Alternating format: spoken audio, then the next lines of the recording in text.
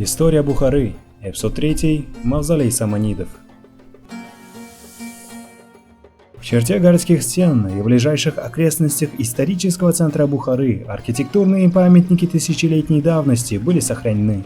В Центральном городском парке культуры и отдыха находится мавзолей саманидов, который был построен на рубеже 9 и 10 веков, который является старейшим не только среди них, но и во всей Центральной Азии. Согласно переписанной Вакфой грамоте в 1568-1569, погребальное сооружение возведено в 868 во время правления Исмаила Самани над могилой его отца Ахмад ибн Асада, умершего в 819.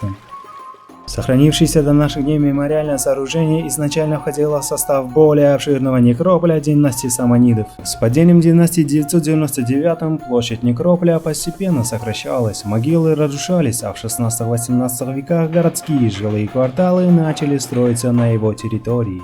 В раннем средневековье окрестность некрополя называлась Науканда, позднее Чахаргумбас, 4 купола, а в позднем средневековье Бахадур-Би. А мавзолей саманидов рассматривался как мазар Исмаила Самани.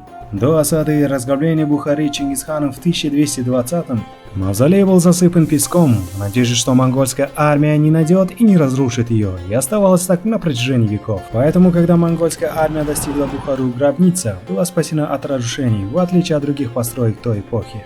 По тем же причинам здание не было известно миру до начала 20 века, когда археологи обнаружили его вновь. После распада СССР и обретением независимости Узбекистаном территория вокруг мавзолея была благоусловлена. К юго-востоку от памятника искусственный водоем Хаус был восстановлен.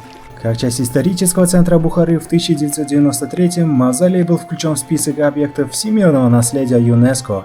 Свыше 1000 лет существования мавзолей не претерпел больших изменений. От неизбежных потерь пострадали в основном низ кирпичной облицовки, 3/4 колонны входов и верхняя часть здания.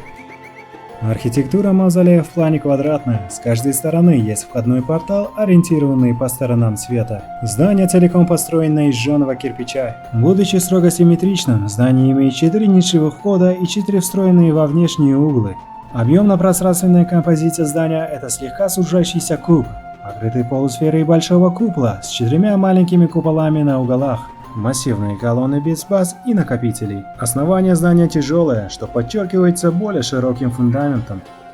Размеры здания невелики, все стороны 10,8 метра, общая высота с фонарем 15 метров и толщина стен 1,8 метра. Арки входов мавзолея перспективно уменьшаются внутрь и имеет сквозные фигурные решетки окон. Перемычки входных проемов были сделаны из деревянных балок. На одной из них вырезанная надпись шрифтом Куфи с именем внука Исмаила Самани Наср ибн Ахмад было найдено. Знаки и символы на стенах мавзолея.